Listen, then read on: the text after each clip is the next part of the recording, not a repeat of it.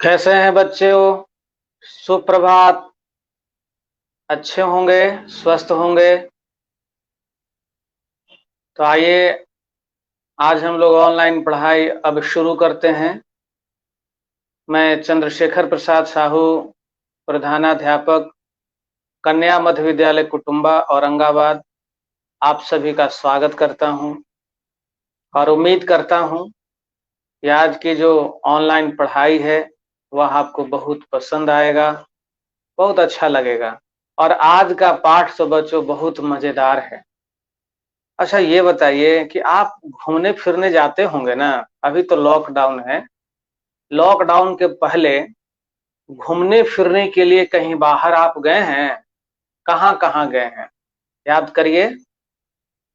बस से या ट्रेन से या कार से या बोलेरो में सवार होकर कहीं आप बाहर घूमने फिरने गए हैं? कहाँ कहाँ गए हैं? औरंगाबाद गए होंगे। अच्छा। गया। अच्छा, गया गए हैं। अच्छा, पटना भी गए हैं। पटना भी गए हैं। राजगीर भी गए हैं। अच्छा, बहुत बढ़िया। अच्छा, आप सासाराम गए हैं? हाँ, सासाराम गए होंगे। अच्छा, तो सासाराम में कोई चीज है बहुत सुंदर और देखने लायक है, और वहां लोग जाते हैं, घूमते फिरते हैं। तो जानते हैं वो क्या है? शेरशाह का मकबरा। क्या है वहां? शेरशाह का मकबरा। वो कहाँ है? आप लोगों में से कोई देखे हैं? अच्छा, आप देखे हैं। कहाँ है बना हुआ है वो? तो एक तालाब में बना हुआ है। क्या बना हुआ है? तालाब में बना हुआ है। शेर शाह का मकबरा। वो मकबरा क्या है बच्चों? देखिए, यही है मकबरा। शेर शाह का मकबरा है यह। तो यह मकबरा जो है, मकबरा कहते हैं जब मुस्लिम धर्म में, इस्लाम धर्म में जब कोई व्यक्ति मरता है तो उसे जमीन में उसके शव को दफनाया जाता है, गाड़ा जाता है। तो जहां पर शव को दफनाया जाता है उसे कहते हैं कब्र। क्या कहते हैं? कब्र। और जब कब्र के ऊपर कोई इमारत बनती है तो उसे कहते हैं मकबरा। तो यह जो है बच्चों, शेर शाह का मकबरा, यह भी एक कब्र है। यहाँ पर शव दफनाया गया है। और यह शव किसका है? यह शव है शेर शाह का। किसका है? शेर शाह का है। तो शेर शाह का यहाँ पर कब्र है, और कब्र पर ही उसके ऊपर बहुत ही सुंदर इमारत बना हुआ है।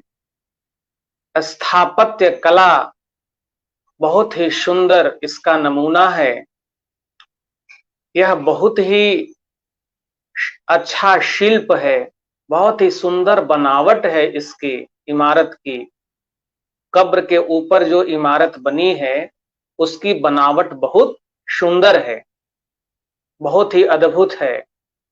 देखने पर बहुत सुंदर लगता है, मन मुग्ध हो जाता है। तो शेर शाह का मकबरा जो है वह केवल आपके क्षेत्र के लिए ही नहीं, केवल बिहार के लिए ही नहीं, बल्कि भारत के लिए एक स्थापत्य कला का अच्छा उदाहरण है, अच्छा नमूना है। तो बच्चों, यहाँ पर आप में से कोई बच्चे गए हैं? अच्छा, नहीं गए हैं तो जरूर जाइए। हम लोग विद्यालय जब खुलता है तो योजना बनाते हैं और आपके आगे के क्लास में जो बच्चे थे 2-3 साल पहले, वे बच्चे शेर शाह का मकबरा देखने के लिए गए थे। हम लोग उन्हें बस पर सवार होकर ले गए थे। तो बड़ा अच्छा है, इसके चारों ओर तालाब है और बड़ा सुंदर लगता है कि तालाब के बीच में कोई इमारत हो।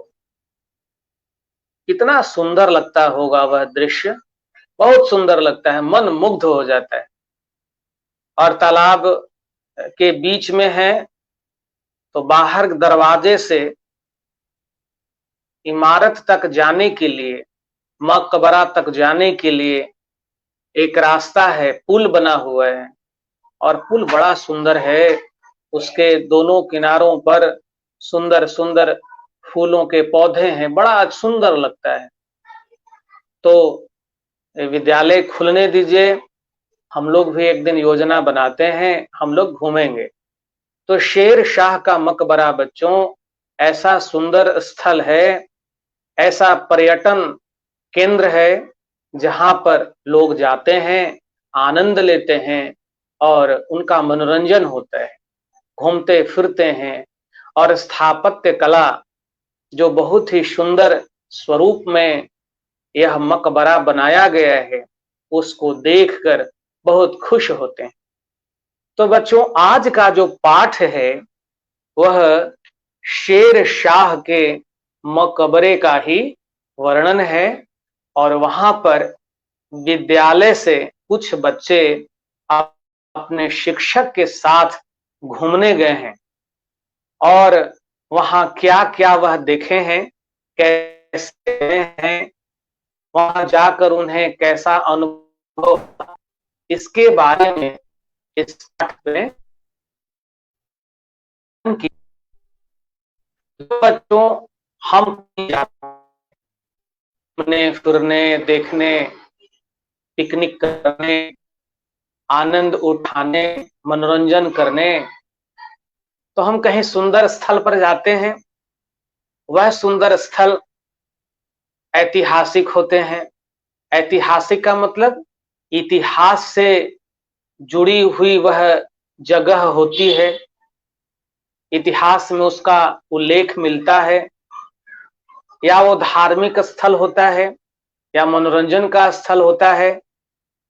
तो जब हम कहीं जाते हैं और वहां का जो यात्रा अनुभव होता है, आने जाने में, वहां देखने में अनुभव जो करते हैं, उस अनुभव को जब लिखा जाता है तो उसे कहते हैं यात्रा वर्णन।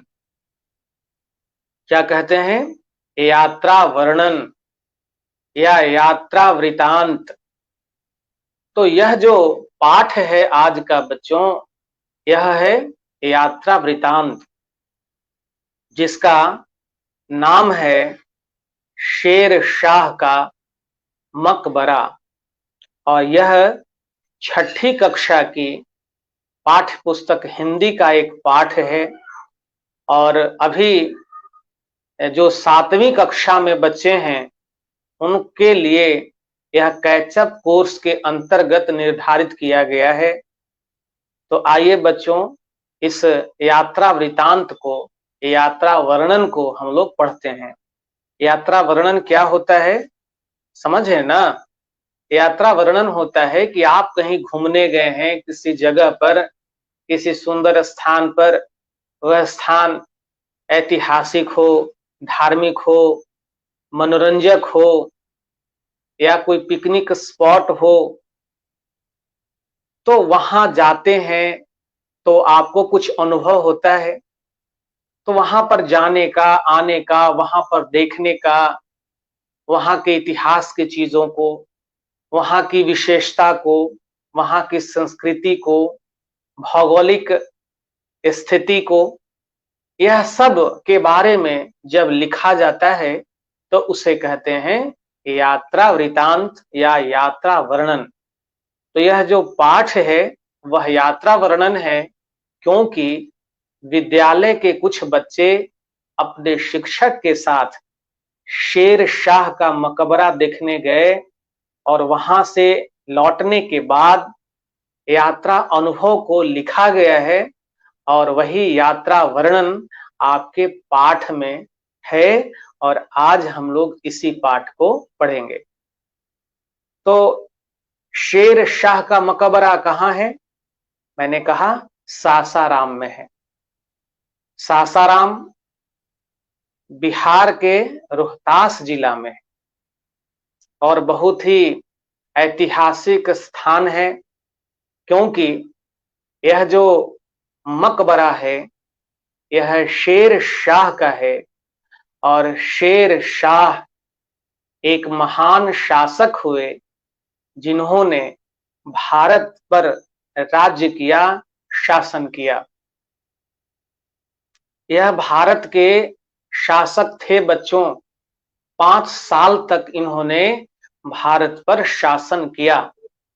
तो यह बिहार के लिए ऐतिहासिक गौरवशाली घटना है। जब बिहार की मिट्टी में पला बढ़ा जन्मा कोई व्यक्ति भारत का शासक बने, भारत का राजा बने, ये पूरे बिहार के लिए गौरव की बात है। तो शेर शाह जो थे वह बिहार के ही रहने वाले थे। वह सासाराम में ही पले बढ़े, उनका बचपन बीता और बाद में वह राजा बने और भारत का शासक बने। इतने वीर थे, इतने पराक्रम थे कि अपनी बहादुरी से, अपनी वीरता से उस समय का जो राजा था हुमायूं को इसने युद्ध में हराया और भारत की राजगद्दी पर शेर शाह सूरी के नाम से राजगद्दी पर बैठे और भारत पर 5 साल तक शासन किया। तो है ना ये गौरव की बात हमारे लिए, बिहार वासियों के लिए। शेर शाह सूरी बहुत ही पराक्रम, वीर, साहसी और कुशल योद्धा थे और अपनी वीरता के बदौलत ही हुमायूं को, जो उस समय देश पर जिसका शासन था, उसको युद्ध में हराए और भारत के राजगद्दी पर बैठे। तो वैसे महान शासक का कब्र है, मकबरा है सासाराम में। तो है न दर्शनीय जगह, है न देखने लायक वह स्थान। इतने महान शासक का वो कब्रगाह है, मकबरा है और वह भी बहुत सुंदर शैली में, अद्भुत स्थापत्य कला के रूप में वो बनाया गया है। तो देखने लायक तो है। तो हम लोग चलेंगे, लेकिन अभी हम लोग यह पाठ पढ़ते हैं। तो प्रश्न मैंने आपसे इसलिए किया था कि आप कभी सासाराम गए हैं, इसलिए मैंने किया था बच्चों कि आप सासाराम बहुत औरंगाबाद जिला में से बहुत नजदीक है और यहाँ के बहुत लोग जाते रहते हैं। तो मैंने सोचा कि आपके कुछ दोस्त लोग या आपके परिवार के लोग भी गए होंगे, तो पता करिएगा कि आपके परिवार में लोग सासाराम गए हैं तो वहां उन्होंने शेर शाह का मकबरा देखा है कि नहीं देखा है। तो आइए हम लोग अब पाठ को शुरू करते हैं। यह पाठ में बच्चों क्या है? यात्रा वर्णन है। एक विद्यालय के दल, विद्यालय के कुछ बच्चे घूमने के लिए जा रहे हैं और उसके बारे में यह पाठ प्रारंभ में शुरू हो रहा है। क्या है? वह देखो बस आ रही है, हेडमास्टर साहब ने कहा। विद्यालय के कुछ बच्चे हैं जो अपने हेडमास्टर साहब के साथ और शिक्षक के साथ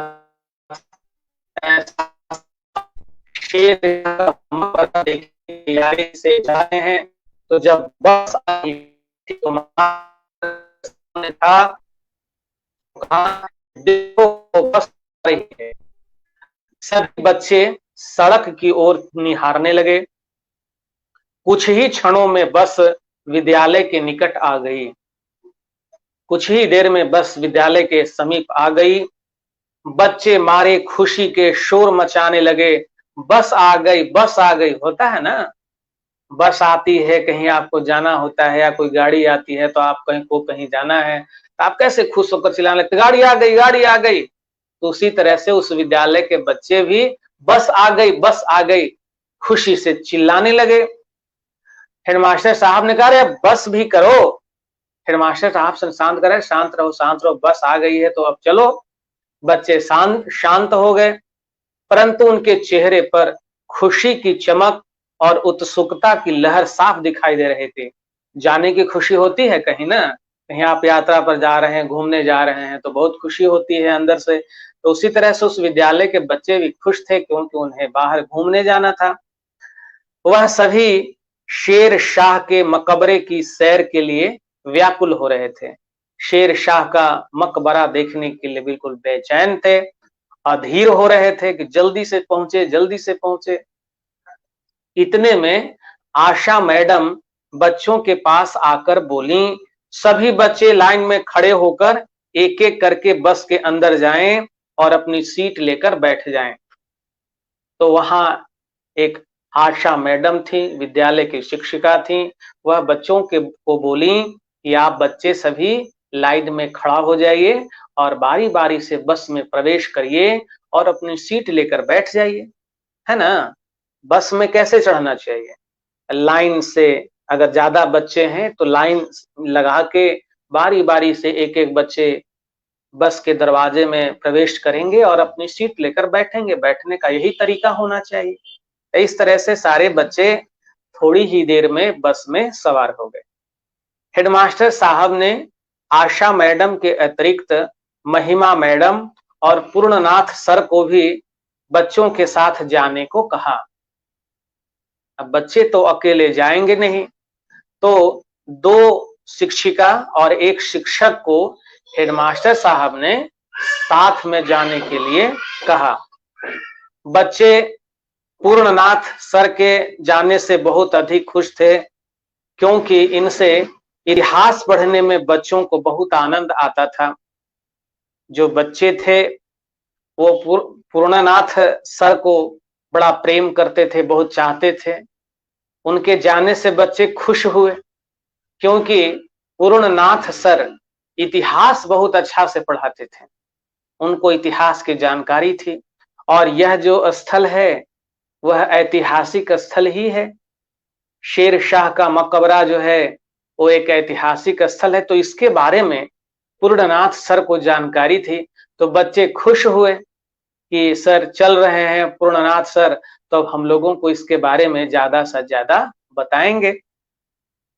दिन के 10 बज रहे थे, अक्टूबर का महीना था, मौसम बहुत सुहाना था, धूप बहुत भली लग रही थी। गाड़ी के खलासी ने बस का गेट बंद किया।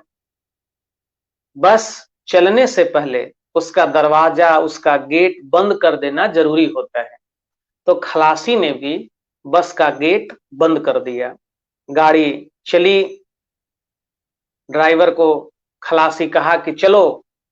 ड्राइवर गाड़ी चलाना शुरू कर दिया। कुछ ही देर में बस जो है मेन रोड पर आ गई। जो मुख्य सड़क थी उस पर बस आ गई।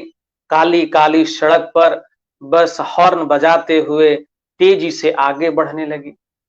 बस तेजी से आगे बढ़ने लगी।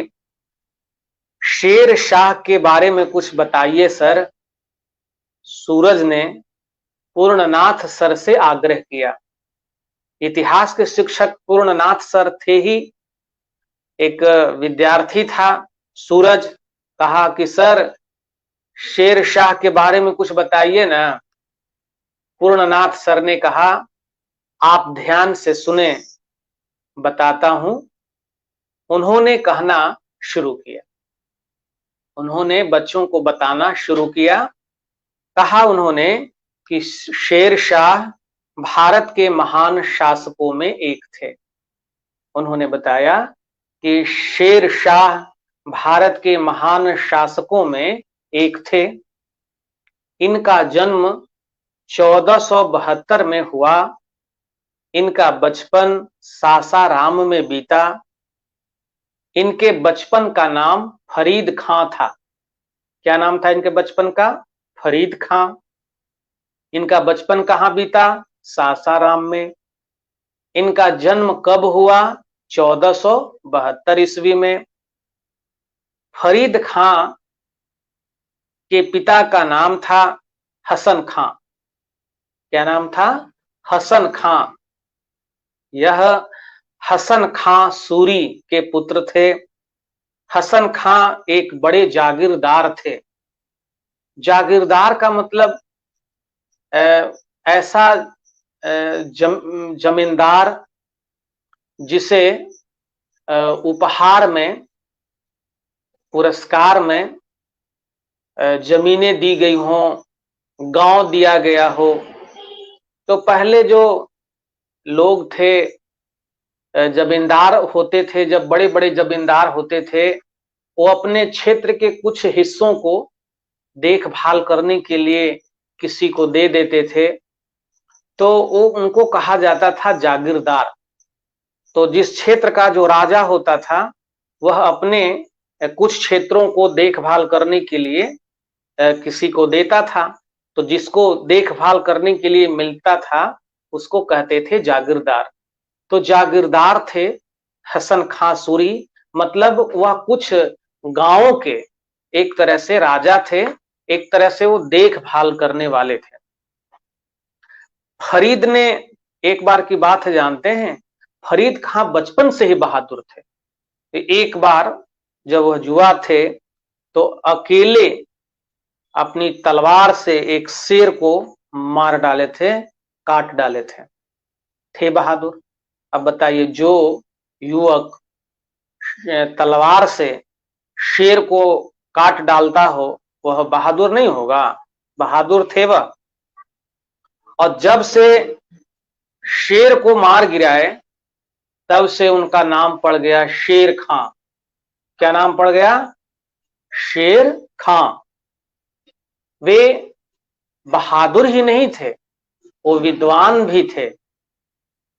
उनकी शिक्षा दीक्षा भी अच्छी थी, बुद्धिमान थे, विद्वान थे।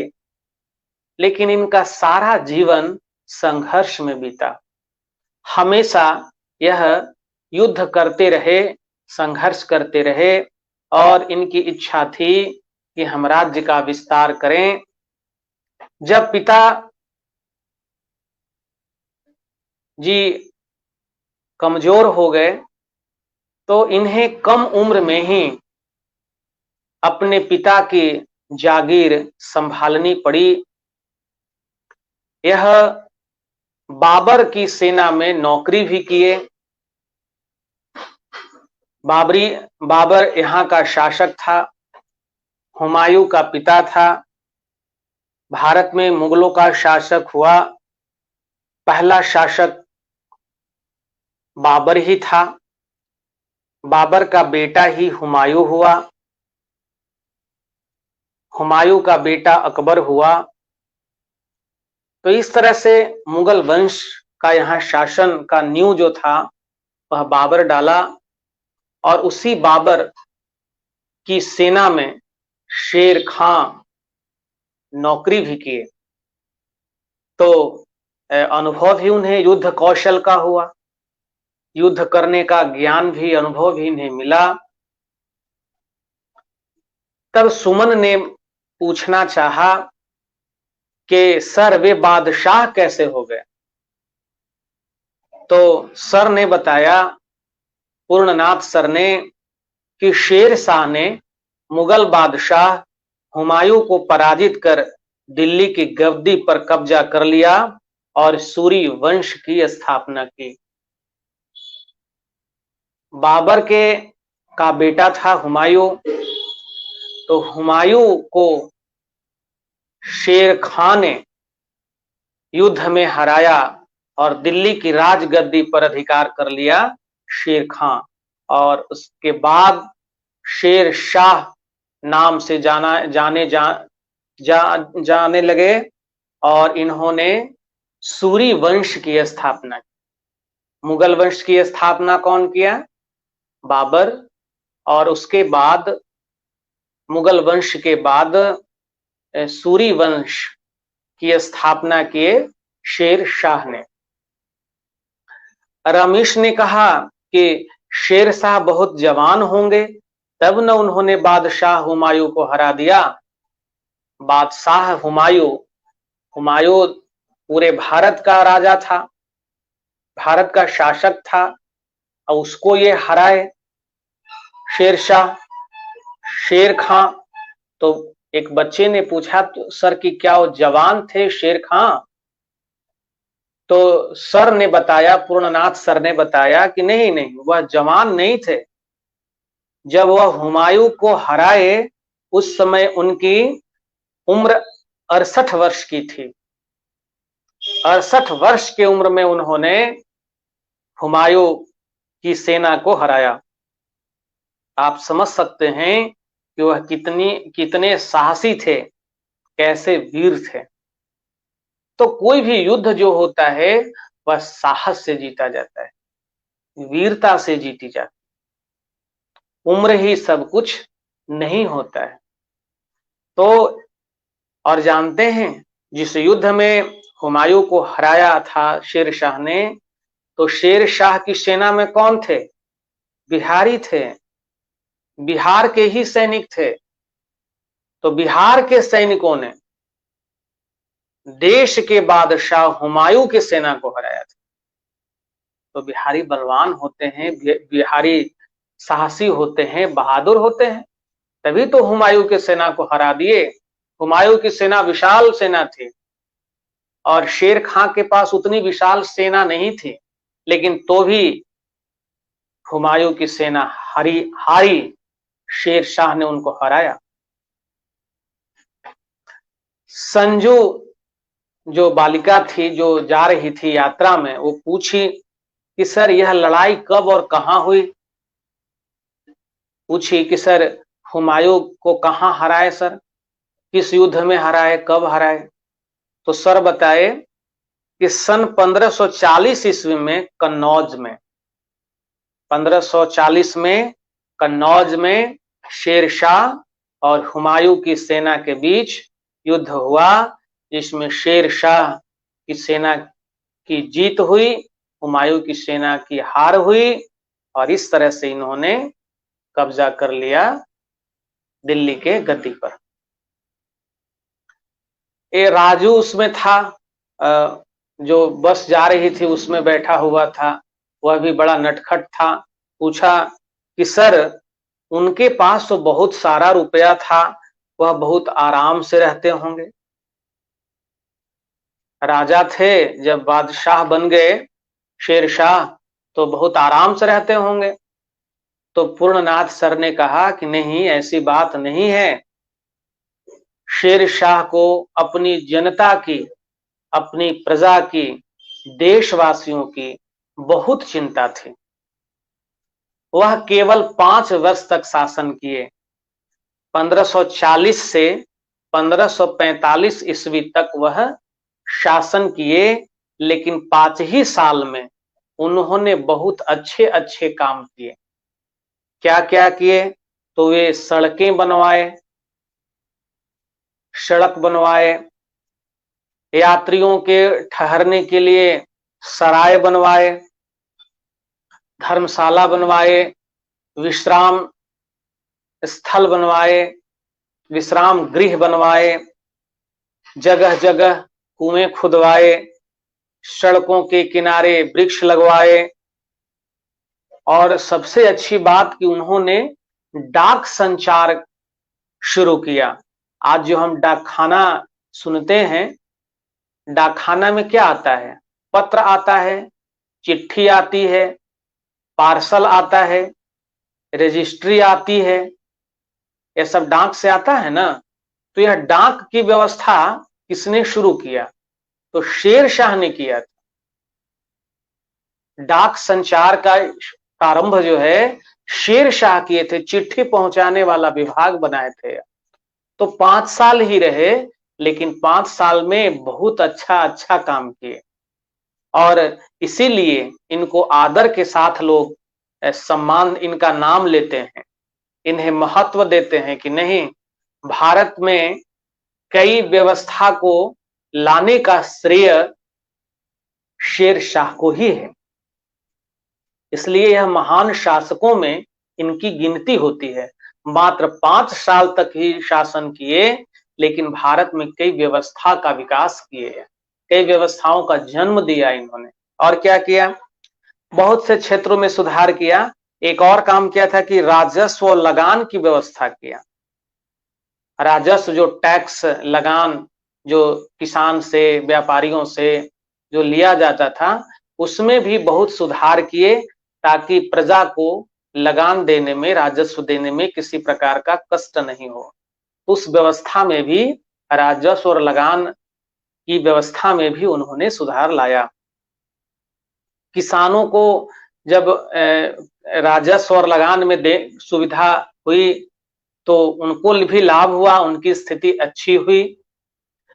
तो यह बादशाह किसानों के लिए बड़ा प्रिय हो गए, क्योंकि किसानों के लाभ इन्होंने पहुंचाया, किसानों को लाभ दिया, क्योंकि उन्हें बहुत आसान तरीके से लगान और राजस्व देने के लिए नियम बनाया। इसका लाभ सीधे किसानों को हुआ।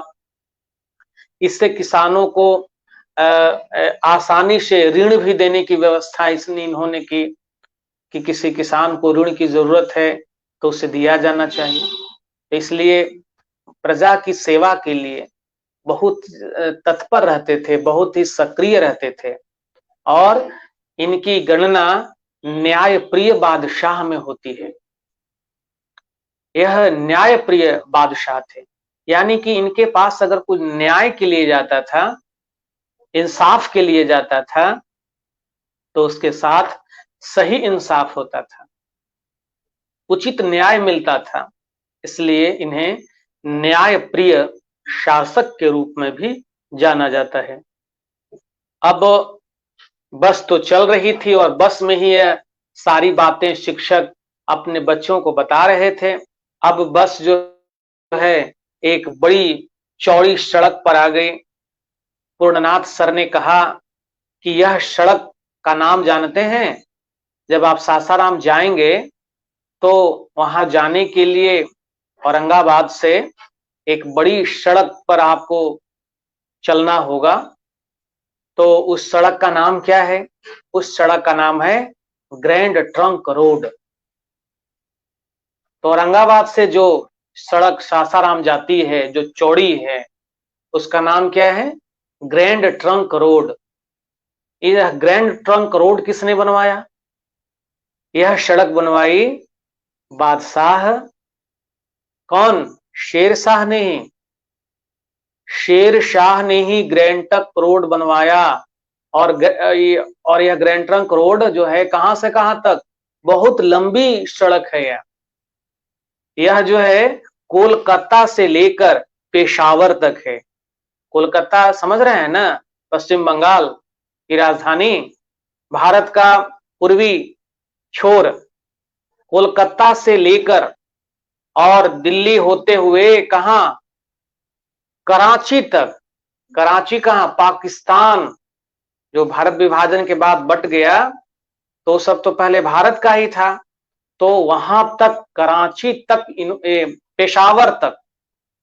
पेशावर तक इन्होंने सड़क बनवाई। तो कोलकाता से पेशावर तक जो रोड बनवाई, वह रोड का क्या नाम? Grand trunk road. और शेर शाह ने बनवाया। तो उसी ग्रैंड ट्रंक रोड पर बस चलने लगी।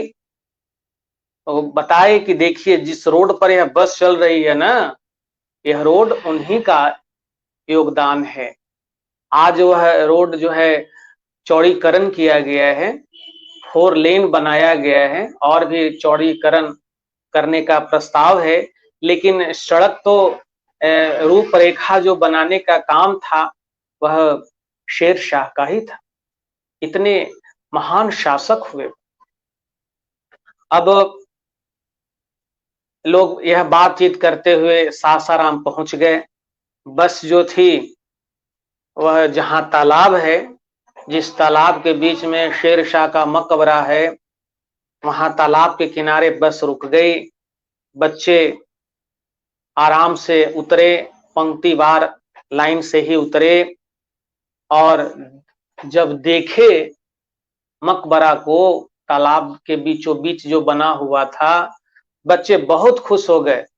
उसमें एक बच्चा जमाली ने कहा, बाप रे बाप, इतना बड़ा और इतना सुंदर, बहुत ऊंचा भी है और बहुत दूर में भी है, बहुत बड़ा है। तो देखकर बच्चे उत्साहित हो गए। शिक्षक ने सभी बच्चों को एक साथ जमा किया, लाइन में खड़ा किया और कहा कि अब चला जाए। पूर्णनाथ सर ने उन्हें कहा कि अब ये मुख्य द्वार है, मुख्य द्वार गेट है, मकबरा पर जाने के लिए मैंने बताया गेट है, और गेट से वहां तक जाने के लिए पुल है लंबा, उसी पर पैदल चलते हुए मकबरा तक पहुंचना होता है। तो लोग देखे, और पुल के दोनों ओर पानी था, क्योंकि वह तालाब के बीच में बना हुआ है। बड़ा सुंदर लगा। इतने अच्छे भवन को देखकर बच्चों ने पूछा कि सर, इसका निर्माण किसने करवाया? तो पूर्णनाथ सर ने बताया कि 1545 में कालिंजर के किले की घेराबंदी में एक बारूद का कारखाना था कालिंजर में, और वहीं पर उस शेर शाह थे। और 1545 में अचानक की घटना है यह, उस बारूद के कारखाने में आग लग गई कालिंजर में, और वह शेर शाह वहीं थे। उस विस्फोट के चपेट में आ गए और इनका निधन हो गया, इनकी मौत हो गई। तो 1545 में इनका देहांत हो गया। तब इनके देहांत के बाद इनका पुत्र, जिसका नाम था इस्लाम शाह सूरी, इनका उत्तराधिकारी भी था और पुत्र भी था। तो इस्लाम शाह सूरी ने अपने पिता की याद में, क्योंकि उनका बचपन सासाराम में ही बीता था, तो सासाराम में ही उनका शव, उनका जो शव था वो दफनाया गया।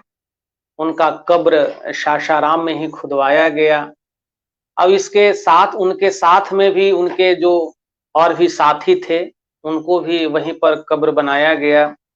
और वहां पर जब कब्र बनाया गया तो सोचा इस्लाम शाह सूरी ने कि अपने पिता को एक ऐसा स्थापत्य कला का नमूना भवन बनवाएं जिसे पिताजी की ख्याति हो, क्योंकि वह एक महान शासक थे। तो उन्होंने क्या किया कि उसी कब्र पर एक बिल्डिंग बनाया, और वही बिल्डिंग आज शेर शाह का मकबरा के रूप में जाना जाता है। तो किसने बनवाया बच्चों? यह बनवाया शेर शाह का पुत्र इस्लाम शाह सूरी ने। देखे बच्चे, देखने लगे कि चारों ओर जो है तालाब है, और पूरा जो ढांचा है, पूरा जो बनावट है, एक चबूतरा है बड़ा सा। आप देखिएगा कि तालाब के बीचों बीच में एक मजबूत चबूतरा है जो पत्थरों का बना हुआ है। उसी चबूतरा पर यह जो खूबसूरत भवन है, लगता है कि कमल है। यह जो है, इसका 8 कोण है। ये जो बिल्डिंग है, यह जो भवन है, इसके 8 कोण हैं, और लगता है कि 8 कोण अगर बन जाए, ये 5 और 3 और ऐसे अगर बन जाएगा तो ये क्या कहलाएगा? ऐसे अगर बन जाए तो ये कहलाएगा, कमल रूप में दिखाई पड़ता है ना, तो ये कमल रूप में वहां दिखाई देता है। तो बड़ा सुंदर लगता है, आकर्षक है वह। तो बच्चों ने देखा कि यह किससे बना हुआ है? पत्थरों से बना हुआ है। और कितना भुजा है? मैंने बताया ना, कोण कितना है? 8 भुजा में यह बना हुआ है, अष्टकोणीय है, 8 भुजा वाला है। और ये जो बिल्डिंग है वह 3 मंजिला है। बड़ा सुंदर लगता है। सबसे निचले तल्ले पर वो कब्र है, शेरशाह का और उनके और भी साथी थे उनका, और दूसरा तल्ला पर भी झरोखा है और तीसरा तल्ला भी, 3 तल्ला पर ये बना हुआ है। बड़ा मजबूत है और बहुत ही सुंदर नक्काशी है। उसके मेहराब, स्तंभ बहुत सुंदर हैं, बहुत उसमें नक्काशी की गई है। बहुत ही महीन कारीगरी उसमें दिखाई देता है। तो यह सुंदर शिल्प है और लगता है कि ये स्थापत्य कला का अद्भुत नमूना है और ऊंचा भी है। बच्चों ने पूछा कि सर यह मकबरा कितना ऊंचा होगा? तो उन्होंने बताया कि 45 मीटर ऊंचा है। मकबरा जो है वो कितना है? 45 मीटर तक ऊंचाई तक के बना है, तो बड़ा है। इसका गुंबद, गुंबद का मतलब कि ऊपर वाला जो भाग ऐसे गोलाकार होता है, तो गोलाकार जो होता है उसको कहते हैं गुंबद। तो गुंबद जो है वो भी बड़ा है। गुंबद तो जो ताजमहल है आगरा का, जो विश्व प्रसिद्ध है, उसके गुंबद से भी इसका गुंबद 13 फुट बड़ा है।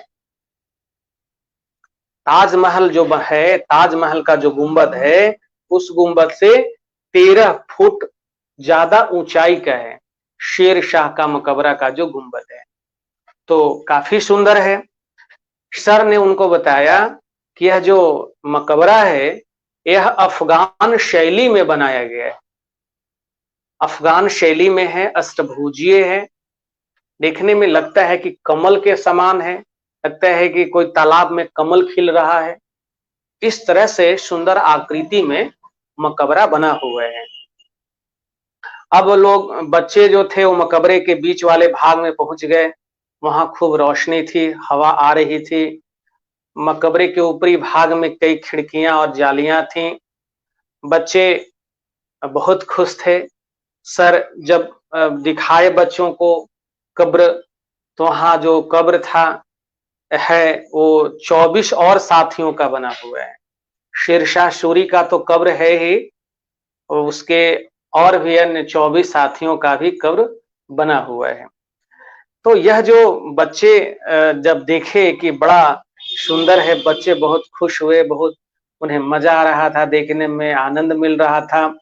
अब उस जो मकबरा है उसके साइड से सीढ़ी भी बनी हुई है। सीढ़ी नीचे तक बनी हुई है जिससे उतरकर तालाब में आया जा सकता है। तो यह भी बड़ा सुंदर था। बच्चे सीढ़ी से उतरने के लिए प्रयास किए, लेकिन मास्टर साहब रोक दिए कि नहीं, अब यहीं से देखिए। कुछ बच्चे जो थे देखे कि वहाँ जो दीवार है उस दीवार पर कुछ कुछ नाम लिखा हुआ है, कुछ चित्र ऐसे ही बना हुआ है फालतू का। तो लोग बच्चे देखे तो सर ने उनको बताया कि देखिए यह ऐतिहासिक धरोहर है, ऐतिहासिक महत्व के ये स्थल हैं। ऐसे स्थलों को गंदा नहीं करना चाहिए। आलतू फालतू चीज लिखकर उसे गंदा नहीं करना चाहिए, यह गलत आदत है। तो सर बताए उन लोगों को, आप कहीं भी देखते होंगे कहीं कहीं आप कि कोई भी सुंदर इमारत होती है और उस पर लोग अपना नाम लिख देते हैं, अपना पता लिख देते हैं, और भी कई प्रकार के कुछ चित्र वगैरह बना देते हैं। कोई खल्ली से लिखता है, कोई कोयला से लिखता है, बड़ा खराब लगता है। अब बताइए सुंदर महल बना हुआ है और उसमें कोयला से और खल्ली से जाके कोई नाम लिख दे तो और चित्र बना दे आलतू फालतू, अच्छा लगेगा? बिल्कुल नहीं लगेगा। तो वहां भी शेरशाह के मकबरे में भी यह चीजें देखने को मिलती हैं कि लोग उसे गंदा कर देते हैं दीवारों पर अनाप शनाप लिख करके। तो ये अच्छी चीज नहीं है, ये अच्छी आदत नहीं है। सर ने भी उनको समझाया। वहां का बच्चों ने देखा कि जो तालाब है उसमें का जो पानी है वो गंदा पानी है। बच्चों ने पूछा कि सर पानी गंदा है? तो सर ने उन लोग को बताया कि इसमें जो है अगल बगल जो यहाँ पर रहने वाले जो लोग हैं उसका पानी जो है नाली इसी में गिरा देते हैं। तो लेकिन स्थानीय जो प्रशासन है वो रोक लगाया है, इसमें कहीं बाहर से भी कोई पानी नहीं गंदा डाल सकता है। और उस पानी को साफ कराने के लिए भी प्रशासन जो वहाँ का है वो प्रयास कर रहा है कि इसमें से जो गंदा पानी है उसको बाहर निकाला जाए और फिर स्वच्छ पानी इसमें भरा जाए। और उसमें बच्चों मछलियाँ भी हैं, आप कभी जाइए वहाँ तो ज़रूर देखिए, मछलियों को आप कुछ दाना खिलाइएगा तो मछलियाँ दाना लेने आ जाती हैं, बड़ी-बड़ी मछलियाँ हैं, बड़ा सुंदर लगता है। वो जब तैरती हैं या मुँह निकालती हैं या झुंड में चलती हैं, बड़ा सुंदर लगता है। कभी जाइए तो ज़रूर आप लोग देखिए। तो ये सब उन लो बच्चे भी देखे तो बहुत खुश हुए। अब घूमते-घूमते इन लोगों को भूख लग गई थी, 2:30 बज चुके थे। भूख लग गई थी तो सभी बच्चों ने फिर एक साथ खाना खाया और फिर पीछे मुड़कर एक बार फिर मकबरे की ओर देखा और बस पर सवार हो गए। तो जब यात्रा पूरी हो गई तब फिर बस पर सवार हो गए घर पहुँचने के लिए। मास्टर साहब ने ये भी बताया कि ये जो शेर शाह का मकबरा है, वो ऐतिहासिक धरोहरों की सूची में है। मतलब यह कि भारत सरकार जो है, वह जो ऐसे ऐतिहासिक अम, मकबरे या ऐतिहासिक जो स्थल हैं, ऐतिहासिक भवन हैं, ऐतिहासिक इमारत हैं, जिनका स्थापत्य कला ऐतिहासिक है, सुंदर है, वैसे चीज़ों को संरक्षित कर लेती है। उनकी सूची बना लेती है, उस पर को कोई तोड़ नहीं सकता है, उनको कोई नष्ट नहीं कर सकता है, उनको कोई क्षति नहीं पहुँचा सकता है, कोई गंदा नहीं कर सकता है। सुरक्षित उसके रखने के लिए भारत सरकार आदेश जारी करती है। तो शेर शाह का मकबरा भी ऐसे ही ऐतिहासिक स्थलों की सूची में है, जिसे सरकार का संरक्षण प्राप्त है। उसकी सुरक्षा के लिए पुलिस रहती है, गार्ड रहता है, कोई उसे नुकसान नहीं पहुँचाए, कोई उसे क्षति नहीं पहुँचाए, कोई उसका जो सूरत है वो बिगाड़े नहीं। तो इसके देखभाल के लिए भारत सरकार ने उसे ऐतिहासिक ऐतिहासिक स्थलों की सूची में शामिल कर लिया है। इस पर बच्चों इसके मकबरे के रख-रखाव के लिए भी प्रतिवर्ष लाखों रुपए खर्च किए जाते हैं। कहीं कोई चीज़ कमज़ोर हो गई है या टूट गई है, फूट गई है, तो उसकी मरम्मती के लिए, सफाई के लिए, सौंदर्यीकरण के लिए सरकार प्रतिवर्ष लाखों रुपया खर्च करती है, ताकि वह चीज़ जो है, वो हमेशा सुरक्षित रहे, मजबूत रहे, सुंदर रहे।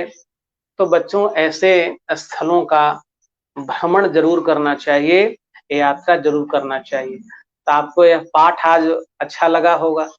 आप यहीं पर बैठे-बैठे शेर शाह के मकबरे का यात्रा आपने कर लिया, उसकी विशेषताओं को, उसकी खूबियों के बारे में, वो कैसा सुंदर है, कैसी बनावट है, किसने बनाया, कब बनवाया, क्यों बनवाया, इसके बारे में आपको सारी जानकारी मिल गई। लेकिन यह तो हम लोग पाठ में भी पढ़े हैं, हम लोगों को मौका मिलेगा तो शेर शाह का मकबरा देखने के लिए हम लोग ज़रूर चलेंगे। तब आइए बच्चों, अब यह पाठ समाप्त हो गया है।